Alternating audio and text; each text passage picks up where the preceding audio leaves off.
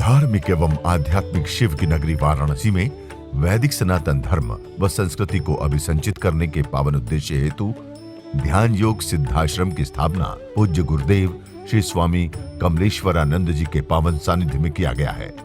ऋषि मुनियों, साधु महात्माओं, संत मनीषियों की इस पवित्र धरती पर धर्म की स्थापना और लोक कल्याण के लिए हर युग में किसी न किसी रूप में ईश्वर का प्राकट्य होता आया है और पवित्र आत्माओं में ईश्वर का अंश उतरता आया है। आज के युग में भी पूज्य गुरुदेव श्री स्वामी कमलेश्वरानंद जी अपनी चैतन्य ऊर्जा से संपूर्ण जगत में सत्प्रेम की धारा प्रवाहित कर रहे हैं। पूज्य श्री की चैतन्य चेतना से साक्षात दिव्य सदग्रंथ ब्रह्मवाणी का अवतरण हुआ है, जिससे मानव का कल्याण हो सके। दीक्षा, साधना, ध्यान योग, सिद्धि प्रदाता एवं समस्त मूलभूत समस्याओं का निराकरण उपलब्ध कराने वाले पूज्य गुरुदेव श्री स्वामी कमलेश्वरानंद जी का लक्ष्य है पृथ्वी पर प्रेम की उपासना, आत्म जागरण और समस्त प्राणियों का आनंदमय जीवन। ऐसा जीवन जो शारीरिक, मानसिक, आर्थिक, पारिवारिक हर प्रकार के तनाव व दुखों से पूरी तरह मुक्त हो। इसके लिए पूज्य गुरुदेव श्री स्वामी कमलेश्वरानंद जी विभिन्न प्रकार की दीक्षाएं अनवरत प्रदान करते आ रहे हैं। एक राधा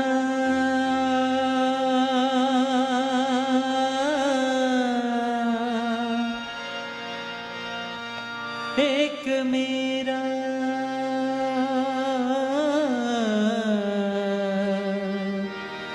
दोनों ने शाम को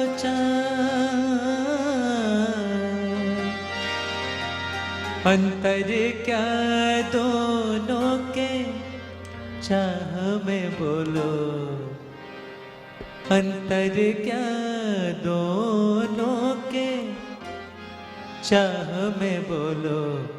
एक प्रेम दीवाने, एक दरस दीवाने, एक प्रेम दीवाने, एक दरस दीवाने।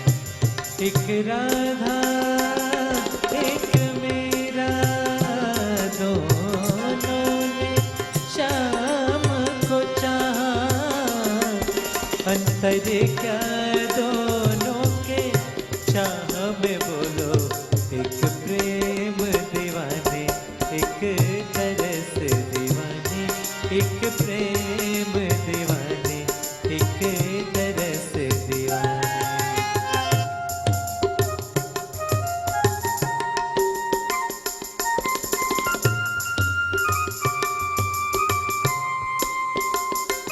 राधा ने मधुबन में ढूंढा, मेरा ने मन में पाया। राधा जी से खो बैठी वो गोविंद, मेरा हाथ बिठाया।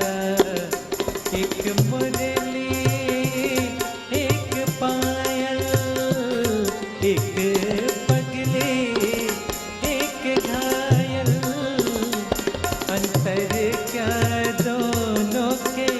प्रीत में बोलो। अंतर क्या दोनों के प्रीत में बोलो। एक सूरत लुभाने, एक मूरत लुभाने।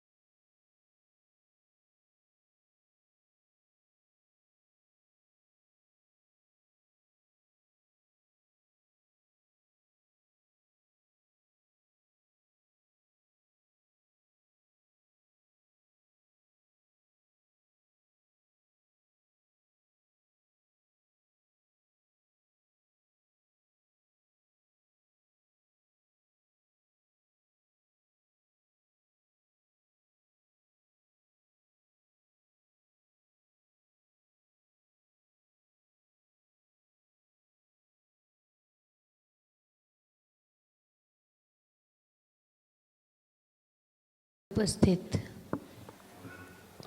आप सभी सज्जनों को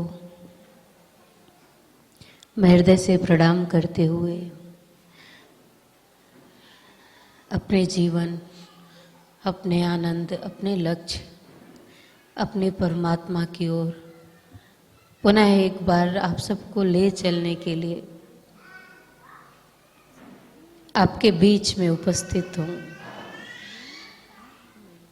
ना मैं मंदिर, ना मैं मस्जिद, ना काबे कैलाश में, मोको कहाँ ढूंढो रे बंदे, मैं तो तेरे पास में।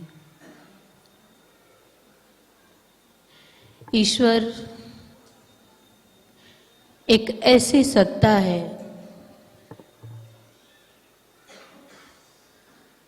जिसका स्वरूप शांत है, जिसका स्वरूप आनंद है, जिसका नाम परमानंद है। इसके सिवा वो कुछ भी नहीं है। अगर कुछ है, एक शब्द में कहूँ तो प्यार है, प्रेम है, पूर्णता है। ना मैं मंदिर, ना मैं मस्जिद, ना काबे कैलाश में, मुँह को कहाँ ढूंढो रे बंदे। क्यों ढूंढने जाते हो?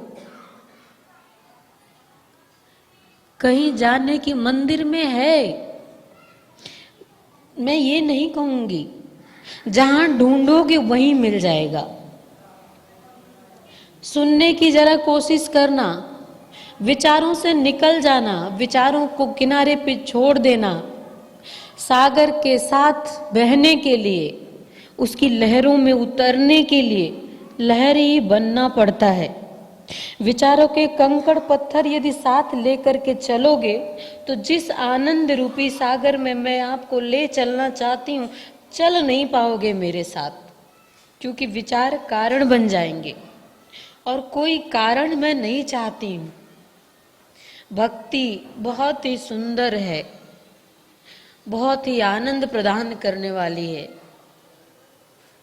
इतना सुख में कुछ भी नहीं है। महसूस कर रही हूं मैं इस क्षण को।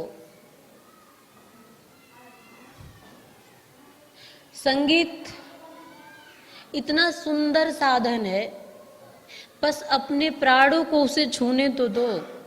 और बार बार कहती हूं मैं आपको कि आप जरा साथ दो। आप संगीत का जब साथ दोगे तो आपके प्राणों में संगीत उतरने लगेगा, और जैसे ही प्राणों में संगीत उतरने लगेगा आपको परमात्मा का आनंद मिलने लगेगा।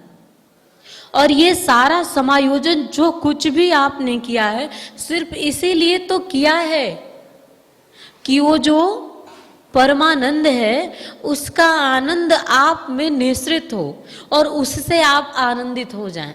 बस इसीलिए आपको रस मिलता है इस समायोजन में। इसलिए आप ये बार बार ये क्षण निर्मित करते हो, भागते हो, दौड़ते हो, मेहनत करते हो, सब करके ये सब कुछ करते हो सिर्फ इसलिए कि ये आनंद आ सके।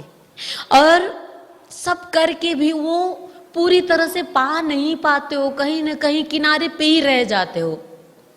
कहीं मंदिर में रह जाते हो, कहीं मस्जिद में रह जाते हो, कहीं गुरुद्वारे में रह जाते हो।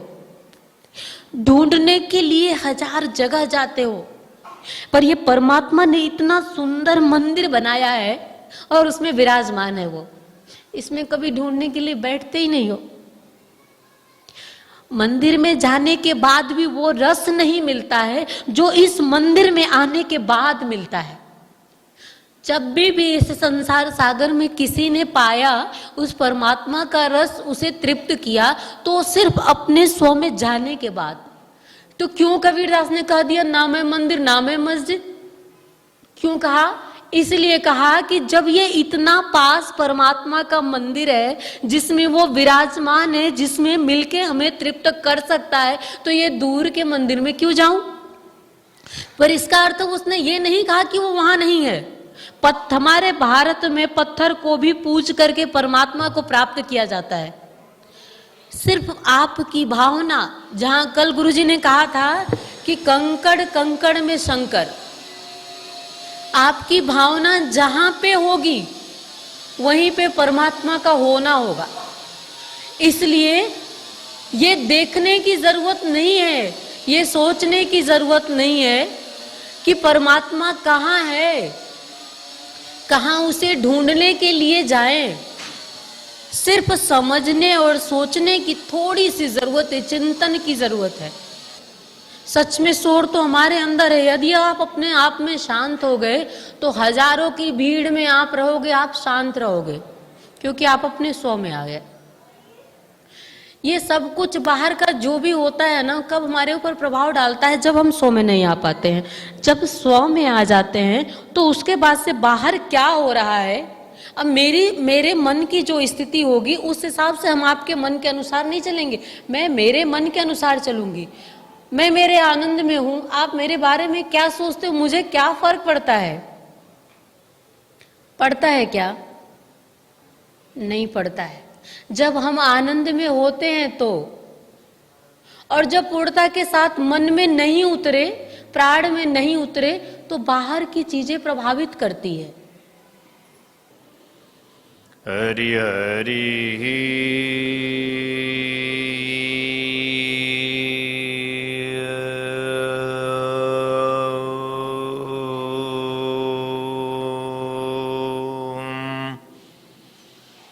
ओम देव शांति शांति परमात्म प्राप्ति ओम देव शांति शांति परमात्म प्राप्ति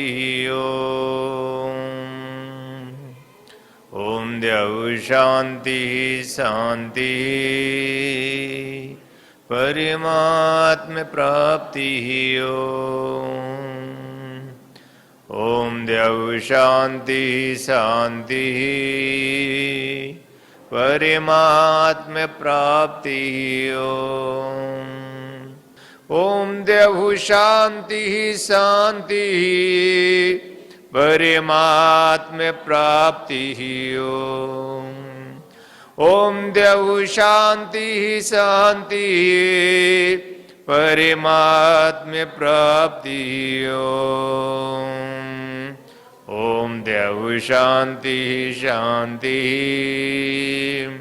परमात्म प्राप्ति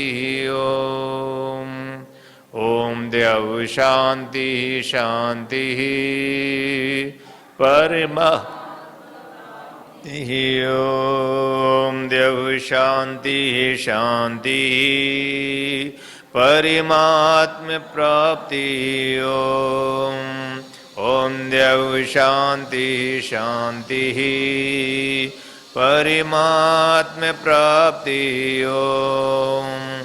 ओम देव शांति शांति परमात्म प्राप्ति ओम देव शांति शांति परमात्म प्राप्ति ओम देव शांति शांति परमात्म प्राप्ति ओम देव शांति शांति परमात्म प्राप्ति ओम देव शांति शांति परमात्म प्राप्ति ओम देव शांति शांति परमात्म हरि हरि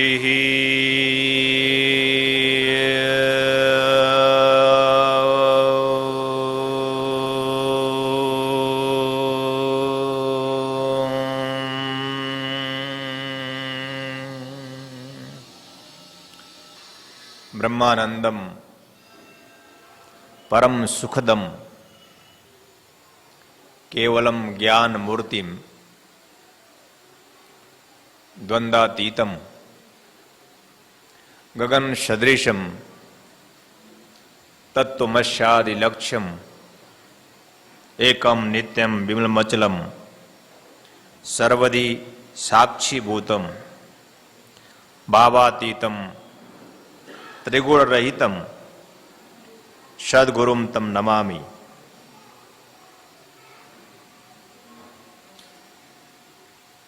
इस नववर्ष की पावनतम संध्या बेला पर मैं स्वामी कमलेश्वरानंद अपने परम आराध्य भगवान निखिल सद्गुरुदेव के श्री चरणों में अपने आप को अर्पित करता हुआ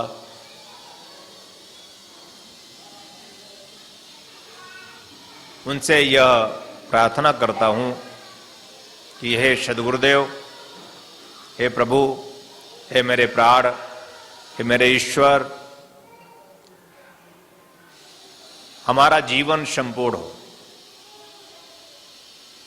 मैं और मेरे ये शिष्य जो इस दिव्यतम पावनतम संध्या बेला पर आपकी साक्षी में उपस्थित हुए हैं, इन सब का जीवन जिस हेतु हुआ है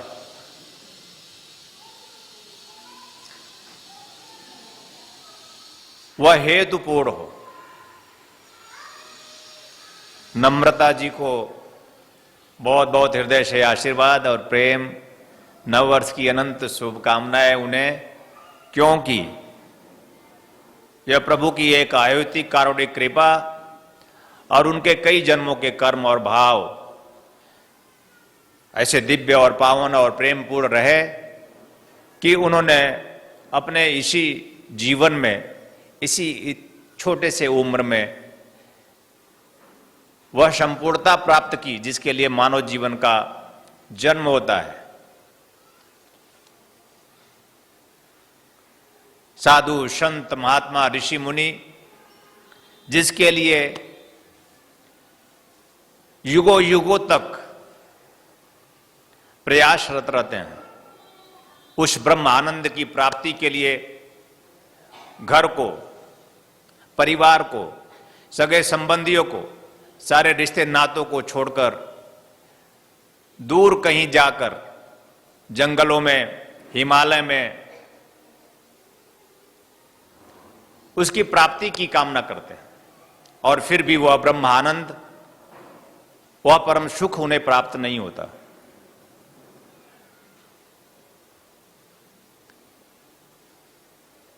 एक बहुत बड़ी क्रिया है। अगर हमें हमारे जीवन में कोई जीवंत गुरु नहीं मिलेगा तो हमारे जन्म का हेतु हम सिद्ध नहीं कर पाएंगे। हम भटक रहे हैं, हम भटकते ही समाप्त हो जाएंगे। जन्म हमारा हुआ मां की गोद में, मैं मलमूत्र से सना हुआ पड़ा हुआ, रोता हुआ, बिलखता हुआ, अनभिज्ञ जीवन से, मुझे नहीं पता कि मैं क्यों आया हूं। मलमूत्र भरी देह से परिपूर्ण, मुझे मेरा ज्ञान नहीं था और जीव को ज्ञान नहीं होता। मुझे तब भी ज्ञान नहीं था और जीव के रूप में मुझे आज भी यह ज्ञान नहीं हो पाया, हम जीव हैं, कि हमारे जन्म का हेतु क्या है। और अगर किसी ने बता दिया, किसी साधु संत महात्मा ने सत्संग कर दी, या आपने साहित्य पठन पाठन कर ली, किसी सदग्रंथों में जाकर आपने निचोड़ ली कि जीवन का हेतु, जीवन का मर्म, जीवन का रहस्य क्या है, और यह जान लिया कि आत्मा और परमात्मा का मिलन, उस परमात्मा प्राप्ति के लिए ही हमारा जन्म, बावजूद इसके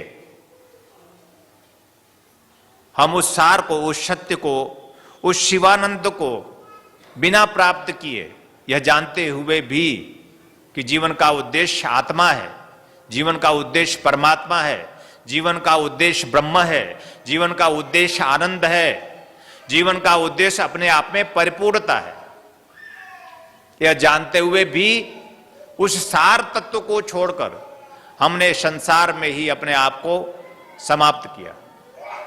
यह जानते हुए भी हम संसार में ही लीन रहे,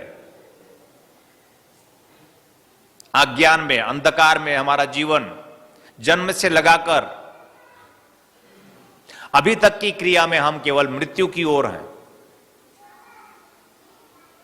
एक शमशान की क्रिया है हमारी, हम शमशान की ओर बढ़ रहे हैं जब से हमने जन्म लिया है।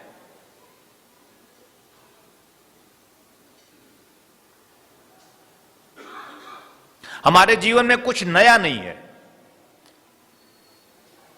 हमारा वेद कहता है कि हम जन्म लेते हैं, हम शूद्र होते हैं। शूद्र मतलब होता है जिसे मल और मूत्र का ज्ञान तक नहीं है, जो कहीं भी मल मूत्र कर देता है।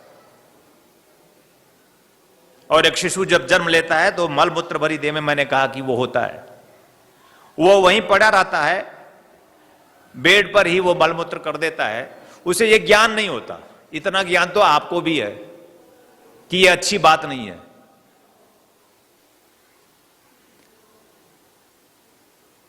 ये जानते हुए भी कि अच्छी बात नहीं है, हम उस ओर नहीं बढ़ते जिसके लिए हमारा जन्म हुआ होता है।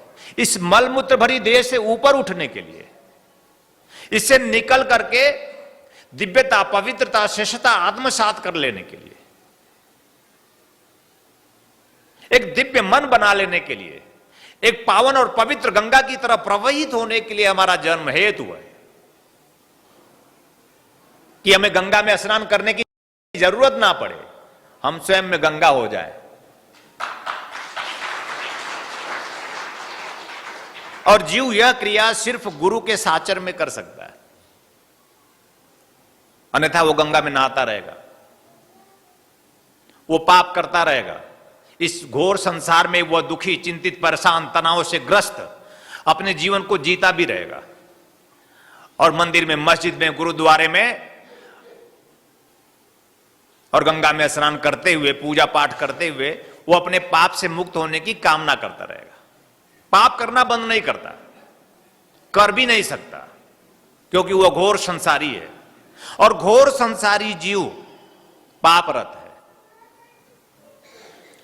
हमारा जैसे जन्म हुआ था, आज भी हम 30 साल में, 40 साल में, 50 साल में, 60 साल में, 70 साल की अवस्था में भी हम उसी शुद्रवत जीवन को जी रहे हैं कि हम मलमूत्र भरी इस देह से ऊपर उठ नहीं पाए, हम अपने प्राणों में गोता नहीं मार पाए, हम अपने प्राणों में उतर नहीं पाए जिसके लिए हमारा जन्म हुआ था। हमने सिर्फ तन को जाना, मन को जाना, प्राण का एहसास किया नहीं, क्योंकि हमारे जीवन में कोई ऐसा जीवंत गुरु हमने नहीं किया। और किया भी गुरु भी तो उसे सिखाने लगे। गुरु मिला भी, आपके बगल से गुजरा भी तो उसको बताने लगे कि इस तरह से चलना, गुरुदेव यहां कांटा है, चुभ जाएगा। अरे गुरु तो कांटों की ही सेज होता है, उसको कांटे पर ही बैठता है, कांटों पर ही चलता है, इसलिए कि उसका हर एक जीव, हर एक शिष्य जो उससे जन्म हुआ है, अलग हुआ है, वो अपने आप में सुगंधित पुष्प बन जाए। इसलिए वो कांटे के रूप में अपने शिष्य को चारों तरफ से घेरे रखता है कि शिष्य पुष्प बने, शिष्य खिल जाए, शिष्य सुगंधित हो जाए। एक गुरु की इच्छा होती है। और हमारा ऋषि कहता है, वेद का ऋषि, जन्म नाम जायते शूद्र। वेद ये कहता है कि हम जन्म से शूद्र हैं। अभी हमारा जन्म नहीं हुआ, अभी हमारे जीवन में कुछ नया नहीं हुआ, हम वैसे ही पुराने हैं। घिसे पिटे जीवन में विचार हमारे पुराने, धारणा हमारी पुरानी, यानी जो कुछ भी संकीर्णता से, न्यूनता से ओतप्रोत जीवन है। कोई दिव्यता नहीं, कोई शिष्यता नहीं, कोई पवित्रता नहीं, कोई पावनता नहीं, कोई ऊंचाई पर पहुंच जाने की कोई अभिप्सा नहीं, प्यास नहीं उस प्राण की, प्यास नहीं उस आत्मा की, प्यास नहीं उस परमात्मा की। मानव जीवन धिक्कार है। ऐसा जीवन पशु का जीवन है। पशु को प्यास नहीं होती परमात्मा की। पशु प्यासा नहीं उस प्रेम का, पशु प्यासा नहीं उस प्रभु का। और यही मूलभूत अंतर है एक मनुष्य में और पशु में, कि यह मनुष्य प्यासा हो सकता है। इस मनुष्य को प्यासा होना चाहिए, प्रेम की पिपासा, कौन नहीं चाहता प्रेम।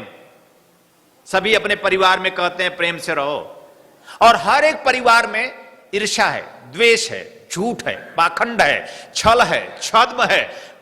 कोई भी किसी भी रिश्ते में एक पवित्रता नहीं है, एक निश्चलता नहीं है। और शिक्षा है कि प्रेम से रहो, वैमनस्यता में हम रहते हैं। कोई किसी को प्यार नहीं कर रहा। क्यों? क्योंकि हमारे बीच में कोई ज्वलंत गुरु नहीं है। अगर हमारे मन में ईर्ष्या है, द्वेष है, झूठ है, पाखंड है, छल है, छद्म है, और हम व्यभिचारग्रस्त हैं, परिवार में बिल्कुल एक होड़ लगी हुई है एक दूसरे से दिखाने की, तो समझ लेना गुरु का अभाव है। जहां आप सभी के सहयोग से संस्थान द्वारा विभिन्न पुण्यदायी प्रकल्प संचालित हो रहा है, वहीं समाज को सृजन हेतु पूज्य श्री की चैतन्य चेतना से दिव्य सदग्रंथों का प्रकाशन भी किया जा रहा है। ध्यान योग की निर्मल धारा जन जन में प्रवाहित करने वाले पूज्य गुरुदेव श्री स्वामी कमलेश्वरानंद जी की चेतना का साक्षात्कार दिव्य सदग्रंथ ब्रह्मवाणी, एक ऐसी रचना जिसका अवतरण स्वयं हुआ है और जिसकी साक्षी बनने का सौभाग्य मिला सुश्री नम्रता कमलिनी जी को। भावना और भक्ति का अनंत प्रवाह है ब्रह्मवाणी, तप और ज्ञान का अमृत कोश है ब्रह्मवाणी, प्रेम और समर्पण का साकार स्वरूप है ब्रह्मवाणी, आस्था और विश्वास का अनन्य मार्ग है ब्रह्मवाणी। आइए हम सभी ब्रह्मवाणी को जीवन में उतारकर अपनी आत्मा को परमात्मा से एकाकार करें। गुरुदेव एवं सुश्री नम्रता कमलिनी जी द्वारा रचित मानव उपयोगी विभिन्न विषयों पर साधनात्मक रहस्यों से परिपूर्ण और भी पुस्तकें हैं, जैसे श्री गुरु रहस्यम, साधना विधान रहस्यम, गुरु पादुका विधान रहस्यम, यज्ञ विधान रहस्यम, षोडश संस्कार दीक्षा रहस्यम, साधना सामग्री रहस्यम, भीगी पलके, कर लो आसमां मुट्ठी में, तथा पूज्य गुरुदेव के दिव्य प्रवचनों भजनों का संग्रह प्राप्त करने और भारतीय संस्कृति की धरोहर गोपनीय रहस्यों से भरपूर जीवन की समस्त समस्याओं का समाधान कराने वाली मासिक पत्रिका निखिल सत्य दर्शन की सदस्यता एवं ध्यान योग जन जागृति सेवा संस्थान के दैविक कार्यों व सेवा प्रकल्पों में सहयोग करने तथा अपने गांव शहर में सत्संग साधना शिविरों एवं कथा आयोजन हेतु संपर्क करें 8108666991, 8108666992, 8108666993, 8108666994, व्हाट्सएप नंबर 8108188488,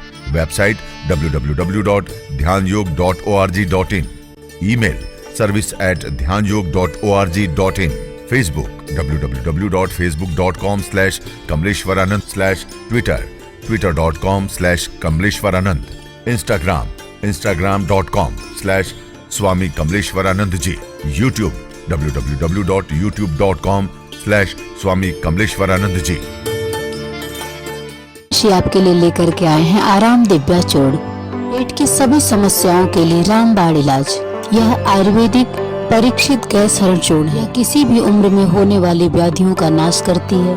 खुलकर पेशाब लाना, पुरानी से पुरानी कब्ज, उदर दोष, आंतों के दोष एवं पाचन तंत्र में यह अति लाभकारी आयुर्वेदिक औषधि है। इस चूर्ण का सेवन करने से कोई बीमारी नहीं होती।